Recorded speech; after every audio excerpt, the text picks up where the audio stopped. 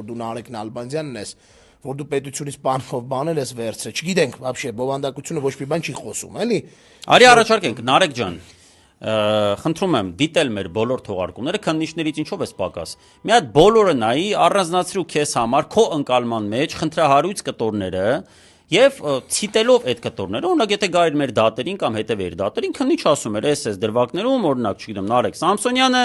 ասելա սենց բան, որը մենք գտնում ենք, որ սա պարունակում է պոտենցիալ հանցակազմ։ Վազգեն Սաղաթելյանը,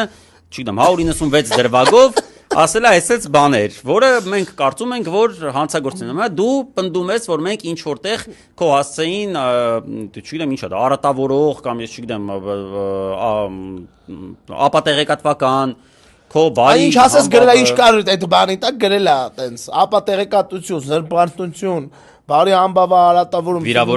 վիրավորանք, հա։ Հիմա մենք չգիտենք քեզ ինչն է վիրավորում։